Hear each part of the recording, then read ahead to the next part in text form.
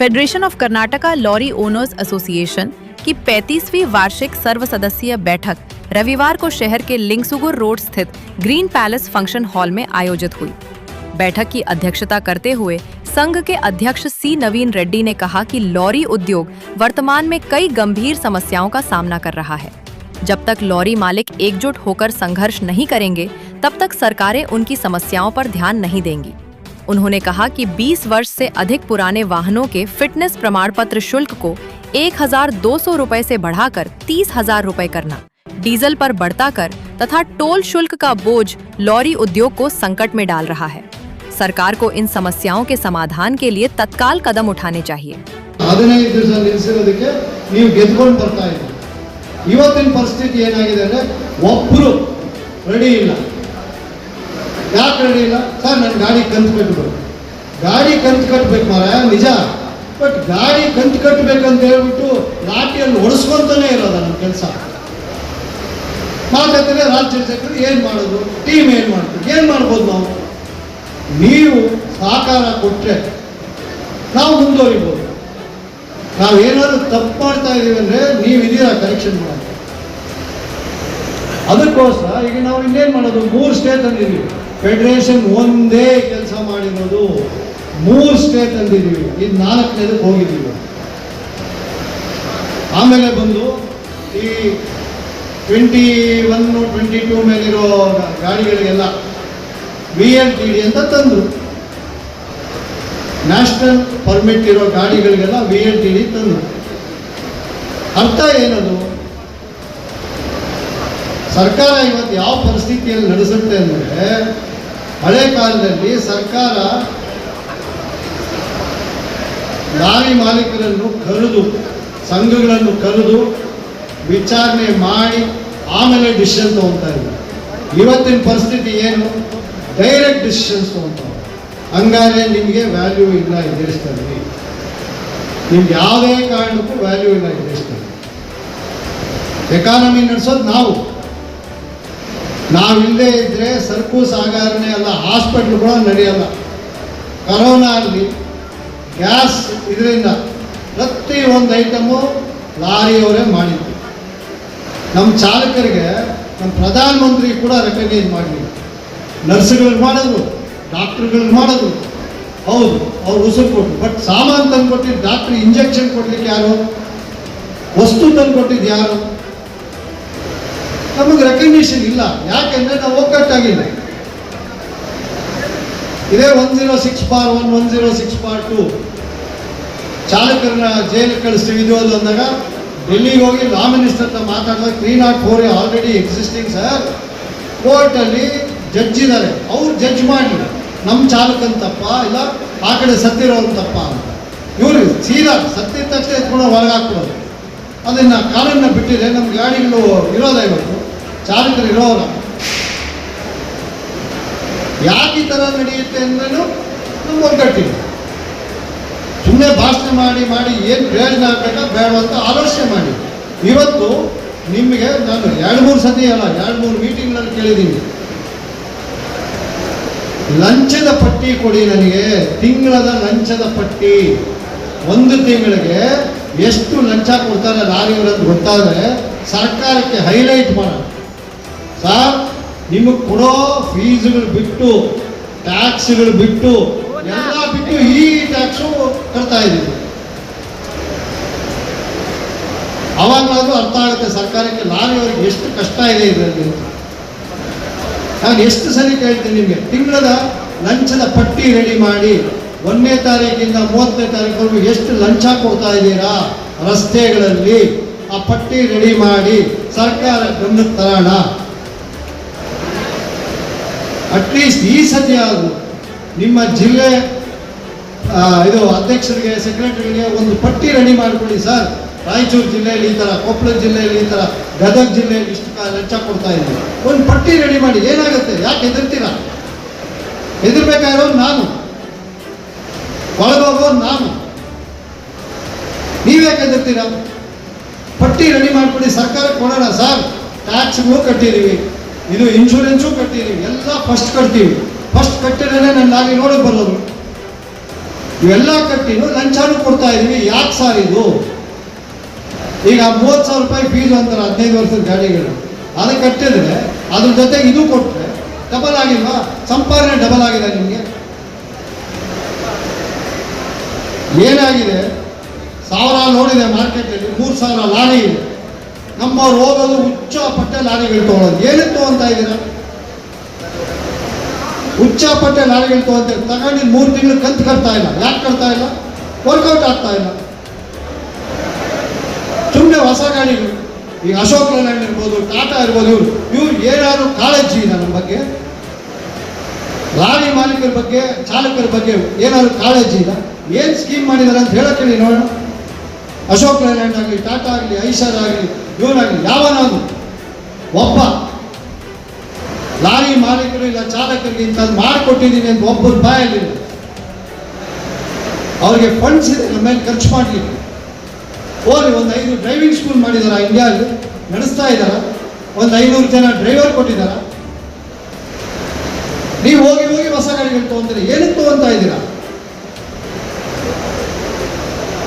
16,000 15,000 ಏನಕ್ಕೆ ತೊಗೊತಾ ಇದ್ದೀರಾ? ಕಂತು ಎಷ್ಟು ಅಂತ ನೋಡೋಕೆ ಲೆಕ್ಕ ಹಾಕೋಕೆ ಬರಲ್ಲ. ದಿನ ಫೈನಾನ್ಸ್ ಕಮಿಟಿಗಳ ಮೇಲೆ ಗಲಾಟೆ. ಏನಕ್ಕೆ? ಗಾಡಿ ಹಳೆ ಕಾಲದಲ್ಲಿ ಲಾರಿ ಮಾಲೀಕರು ಗಾಡಿ ತಗೊಳ್ಳುವಾಗ ಆಲೋಚನೆ ಮಾಡೋರು.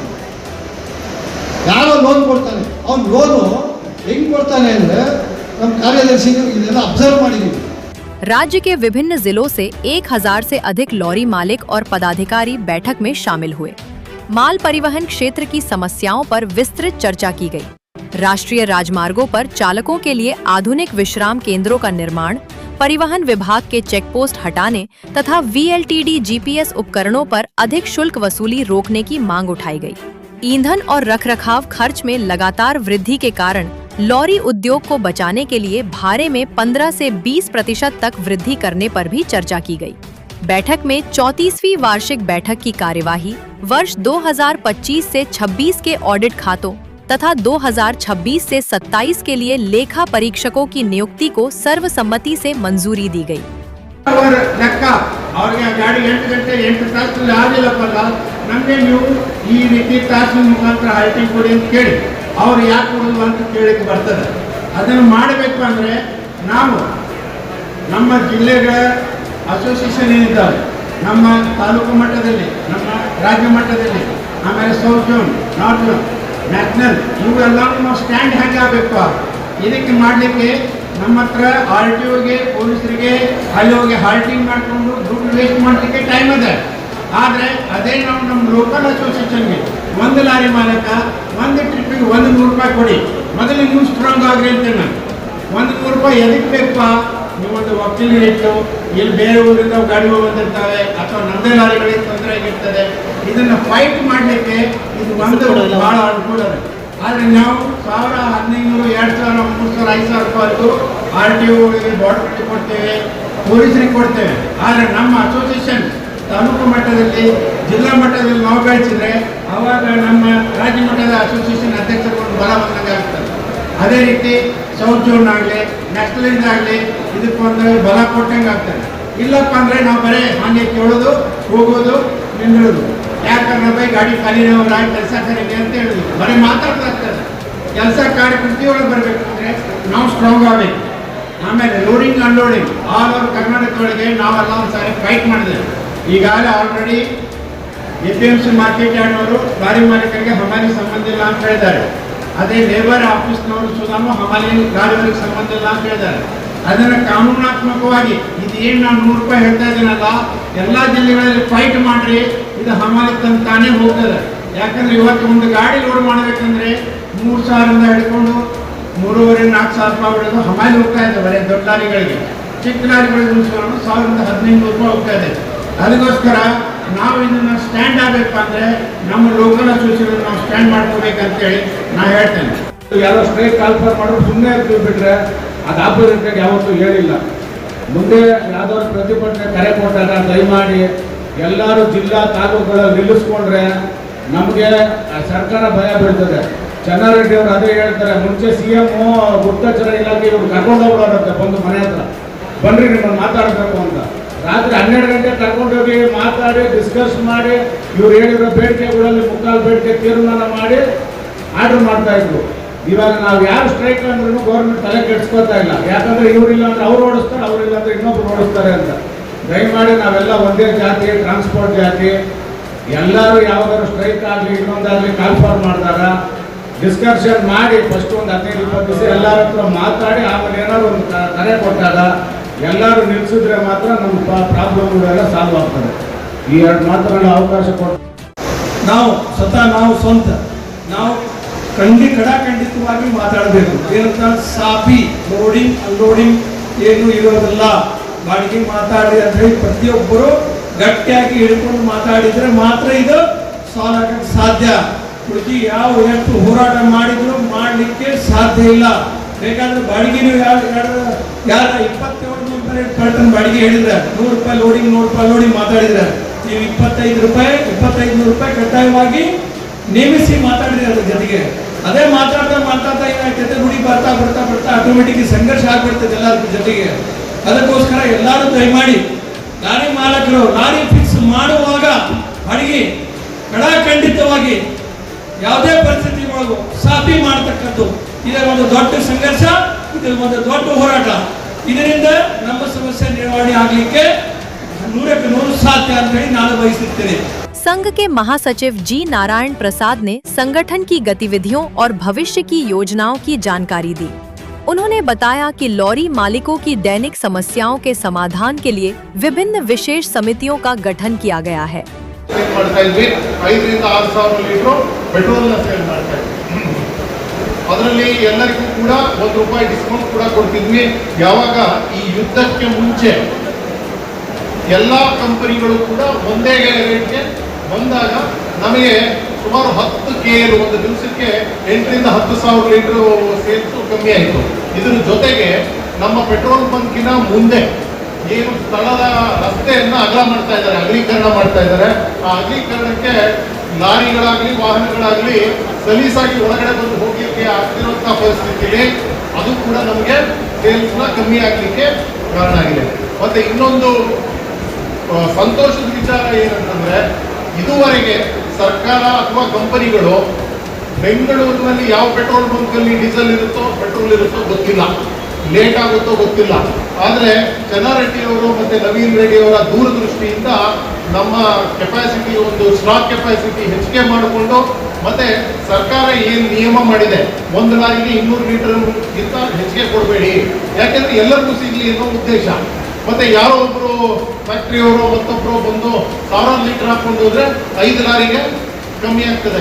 ಈ ಎಲ್ಲ ಹಿನ್ನೆಲೆಯಲ್ಲಿ ನಾವು ನಮ್ಮ ಅಸೋಸಿಯೇಷನ್ನ ಮೆಂಬರ್ಗಳಾಗಲಿ, ಲಾರಿ ಮಾಲೀಕರಾಗಲಿ, ವಾಹನ ಮಾಲೀಕರುಗಳಾಗಲಿ ಅವರ ಒಂದು ಶ್ರೇಯಸ್ಸನ್ನ ಗಮನದಲ್ಲಿಟ್ಕೊಂಡು 200 ಲೀಟರ್ಗೆ ರಿಸ್ಟ್ರಿಕ್ಟ್ ಮಾಡಿ ಎಲ್ಲರಿಗೂ ಸಿಗುವಂಗೆ ಮಾಡಿದ್ವಿ. ಈಗ ಮುಂದೆ ಅಲ್ಲಿ ಸುತ್ತಮುತ್ತ ಇರೋ ಪೆಟ್ರೋಲ್ ಬಂಕ್ಗಳಲ್ಲಿ ಯಾವೆಲ್ಲ ಡೀಸೆಲ್ ಹೋಗಿರ್ಬೋದು, ಆದರೆ ಇವತ್ತಿನವರೆಗೆ ಇವರ ಎಲ್ಲರ ಶ್ರಮದಿಂದ ನಿಮ್ಮೆಲ್ಲರ ಬೆಂಬಲದಿಂದ ಒಂದು ದಿವಸ ನೋ ಸ್ಟಾಕ್ ಬೋರ್ಡ್ ಹಾಕಿದ್ದೀರಾ ಜನಗಳ ನಮ್ಮ ಲಾರಿ ಮಾಲೀಕರ ವಾಹನ ಮಾಲೀಕರ ಸೇವೆ ನಡೀತಿದೆ ಅಂತಕ್ಕಂಥದ್ದನ್ನ ಹೇಳಲಿಕ್ಕೆ ಬಯಸ್ತೇನೆ. ಹಾಗೆ ಇದು ಮತ್ತೊಂದು ಇದೇ ದೂರದೃಷ್ಟಿ ವಿಚಾರವಾಗಿ ನಾನು ಹೇಳೋದಾದ್ರೆ, ಇವತ್ತು ನಮ್ಮ ಗೌರವಾಧ್ಯಕ್ಷರು ನಮ್ಮನ್ನೆಲ್ಲ ಈ ಕಾರ್ಯಕ್ರಮವನ್ನ ಲೈವ್ ಅಲ್ಲಿ ನೋಡ್ತಾ ಇದ್ದಾರೆ. ಅವ್ರಿಗೆ ಇಲ್ಲಿ ಫಿಸಿಕಲ್ ಆಗಿ ನಮ್ಮ ಜೊತೆ ಇಲ್ಲ, ಆದ್ರೆ ಮಾನಸಿಕವಾಗಿ ಇಲ್ಲೇ ಇದ್ದಾರೆ. ನಿನ್ನೆನೂ 2 ಸಲ ಫೋನ್ ಮಾಡಿದ್ರು, ಇವತ್ತು ಏನ್ ನಡೀತಿದ್ಯಪ್ಪ ಅಂತ ಹೇಳಿದ್ರು. ಈಗಾಗಲೇ ಲೈವ್ ಅವರು ನೋಡ್ತಾ ಇದ್ದಾರೆ. ಅವರು ಒಂದು 88 ವರ್ಷದ ಒಬ್ರು ವ್ಯಕ್ತಿ ಇನ್ನೂ ಕೂಡ ಈ ಇದರಲ್ಲಿ ನಾನೇನಾದ್ರೂ ದುಡಿಬೇಕು, ನಾನು ಇಲ್ಲೇನಾದ್ರೂ ಅವಕಾಶವನ್ನು ಮಾಡಿಕೊಡ್ಬೇಕು, ಏನಾದರೂ ಒಂದು ಶ್ರೇಯಸ್ಸು ಒಳ್ಳೆಯದನ್ನ ನಮ್ಮ ವಾಹನ ಮಾಲೀಕರಿಗೆ ಮಾಡಿಕೊಡ್ಬೇಕು ಅನ್ನೋದ್ರಲ್ಲಿ ದುಡಿತಾನೆ ಇದ್ದಾರೆ, ಗಮನಿಸ್ತಾನೆ ಇದ್ದಾರೆ. ಈ ಹಿನ್ನೆಲೆಯಲ್ಲಿ ಏನ್ ಮಾಡಿದ್ರು ಅಂದ್ರೆ, ಮುಂಚೆನೆ ಯೋಚಿಸಿದ್ರು ಈ ರಸ್ತೆ ಇವತ್ತಂದಿದ್ರೆ ನಾಳೆ ಅಗಲ ಆಗ್ತದೆ, ಮೇಲ್ಗಡೆ ಹೈವೇ ಬಂತು, ನಮ್ಮ ಪೆಟ್ರೋಲ್ ಬಂಕ್ ಪಕ್ಕನೆ ಮೇಲ್ಗಡೆ ಫ್ಲೈಓವರ್ ಬಂತು, ಇಲ್ಲಿ ರಸ್ತೆ ಅಗಲ ಮಾಡ್ತಕ್ಕಂಥ ಎಲ್ಲ ಸಾಧ್ಯತೆಗಳಿದೆ ಅಂತ ಹೇಳಿ ಪಕ್ಕದಲ್ಲಿ ಇದ್ದಂತಹ ಒಂದು ಜಾಗ, ಹಿಂದ್ಗಡೆ ಇದ್ದಂತಹ ಒಂದು ಇದು DVTಯಿಂದ ಈ ಹಿಂದೆ 3-4 ವರ್ಷದಲ್ಲಿ 2 ಸೈಟ್ಗಳನ್ನ ಖರೀದಿ ಮಾಡಿದ್ರು. ಅದನ್ನ ಖರೀದಿ ಮಾಡಿ ಇವತ್ತು ರಸ್ತೆ ಅಗಲಾಗಿ ನಾವು ಪೆಟ್ರೋಲ್ ಬಂಕ್ ಜಾಗ ಕಳ್ಕೊತಾ ಇದ್ದೀವಿ. ಆದ್ರೆ ಪೆಟ್ರೋಲ್ ಬಂಕ್ ಹೋಗ್ತಾ ಇಲ್ಲ. ನಮ್ಮ ಈ ಸದುದ್ದೇಶಕ್ಕೆ, ಈ ಲಾರಿ ಮಾಲೀಕರ ಫೆಡರೇಷನ್ನ ಸದುದ್ದೇಶಕ್ಕೆ ಅದನ್ನ ಒಳ್ಳೆ ಸ್ಥಿತಿಲಿ ನಡೆಸ್ಕೊಂಡು ಹೋಗೋಕ್ಕೆ ಅವಕಾಶ ಆಗ್ತಾ ಇರ್ತಕ್ಕಂಥದ್ದು ನಮಗೆ ಪೆಟ್ರೋಲ್ ಬಂಕಲ್ಲಿ ಇರ್ತಕ್ಕಂಥ ರೆವಿನ್ಯೂ ಅನ್ನೋದನ್ನೇ ನಿಮ್ಗೆಲ್ಲರಿಗೂ ಗೊತ್ತಿದೆ. ಅದ್ರ ಜೊತೆಗೆ ಅದೇ ಹಣದಲ್ಲಿ ಸುಮಾರು 2.5 ಕೋಟಿ ಮೇಲೆ ಖರ್ಚು ಮಾಡಿ 2 ಸೈಟ್ಗಳು ತಗೊಂಡು ಅದನ್ನ ಈಗ ಪೆಟ್ರೋಲ್ ಬಂಕಿನ ಕಂಪನಿಗೆ ಕೂಡ ಬಾಡಿಗೆ ಕೊಟ್ಟು ಆ ಪೆಟ್ರೋಲ್ ಬಂಕನ್ನ ನಮಗೆ ವಿಸ್ತರಿಸಿ ಏನು ಮುಂದೆ ಹೋಗ್ತಾ ಇದೆ ಜಾಗ ಆದರೂ ಕೂಡ ಪೆಟ್ರೋಲ್ ಬಂಕ್ ನಡೆಸಲಿಕ್ಕೆ ಅವಕಾಶ ಆಗಬೇಕು ಅಂತ ಹೇಳಿ ಮಾಡಿ ಅದನ್ನು ಕೂಡ ಅದನ್ನ ಬಹಳ ದೂರದೃಷ್ಟಿ ಇಟ್ಕೊಂಡು ಮೊದಲೇ ಡಿ ದೇವರಾಜನ ಸ್ಟ್ರಕ್ಚರ್ ಮೇಲಿನಿಂದ ನಾವೇ ಪರ್ಚೇಸ್ ಮಾಡಿ ಅದನ್ನ ಲಾರಿ ಓನರ್ಸ್ ಫೆಡರೇಷನ್, ನಾವೇ ಅಂತಂದ್ರೆ ಚೆನ್ನಾರೆಡ್ಡಿ ಅವರ ಆಗಲಿ ಅಥವಾ ನವೀನ್ ರೆಡ್ಡಿ ಅವರ ಹೆಸರುಗಳಲ್ಲೆಲ್ಲ ಈ ಫೆಡರೇಷನ್ ಹೆಸರಿನಲ್ಲಿದೆ. ಅದನ್ನ ಪರ್ಚೇಸ್ ಮಾಡಿ ಅದನ್ನ ಬಾಡಿಗೆ ಕೊಟ್ಟಿದ್ದೀವಿ. ಅದು ಈಗ ಮೊದಲನೇ ತಿಂಗಳಿಂದ ಸುಮಾರು 2 ಲಕ್ಷ ರೂಪಾಯಿಗಳಷ್ಟು ಬಾಡಿಗೆ ಬರುವಂಗೆ ಮಾಡಿ ಈ ಅಸೋಸಿಯೇಷನ್ ನಿರಂತರವಾಗಿ ನಡ್ಕೊಂಡು ಹೋಗ್ತಿರ್ತಕ್ಕಂಥ ಯೋಚನೆ ಮಾಡ್ತಿರ್ತಕ್ಕಂಥ ನಮ್ಮ ಚೆನ್ನಾರೆಡ್ಡಿ ಅವರಿಗೆ ಅವರ ಅನುಪಸ್ಥಿತಿಗೆ ನೀವೆಲ್ಲ ಒಂದು ಕರತಾಡದ ಮುಖಾಂತರ ಅವ್ರಿಗೊಂದು ಧನ್ಯವಾದ ತಿಳಿಸ್ಬೇಕು ಅಂತ ನಾನು ಕೇಳ್ಕೊತಾ ಇದ್ದೀನಿ. ಹಾಗೆ ನಿಮ್ಗೆಲ್ಲರಿಗೂ ಗೊತ್ತಿದ್ದಂಗೆ ಕಳೆದ ವರ್ಷ ನಾವೆಲ್ಲ ಚಾಮರಾಜನಗರದಲ್ಲಿ ಸೇರಿದಾಗ 2 ಎಕರೆ 34 ಗುಂಟೆ ಒಂದು ಜಮೀನನ್ನ ಪರ್ಚೇಸ್ ಮಾಡಿ ಡ್ರೈವಿಂಗ್ ಇನ್ಸ್ಟಿಟ್ಯೂಟ್ಗೆ ನಾವು ಅದನ್ನ ಖರೀದಿ ಮಾಡಿದ್ವಿ. ನಿಮ್ಮೆಲ್ಲರಿಗೂ ಕೂಡ ಆ ಜಾಗನೂ ತೋರಿಸಿದ್ವಿ, ಅದನ್ನ ಆ ವಿಚಾರದ ಬಗ್ಗೆ ನಿಮ್ಗೆಲ್ಲ ತಿಳಿಸಿದ್ವಿ. ಇಲ್ಲಿ ಬಂದಂತ ಅನೇಕ ಜನ ಆ ಸ್ಥಳಕ್ಕೂ ಕೂಡ ಭೇಟಿ ಮಾಡಿದ್ದಾರೆ. ಆ ಸ್ಥಳ ಇವತ್ತು ಅಲಿನೇಷನ್ ಆಗಿ ಪರ್ಮಿಷನ್ ತಗೊಂಡು ಈಗ ಈ ಸ್ವತ್ತಿನ ಹಂತಕ್ಕೆ ಬಂದು ನಡೀತಾ ಇದೆ. ಇದನ್ನ ಸೈಮಲ್ಟೇನಿಯಸ್ ಆಗಿ ನಾವು ರಾಜ್ಯ ಸರ್ಕಾರಕ್ಕೆ ಅದನ್ನ ಕಳಿಸ್ಕೊಟ್ಟು ಕೇಂದ್ರ ಸರ್ಕಾರಕ್ಕೆ ಅದನ್ನ ಅನುಮೋದನೆ ತಗೋಬೇಕು.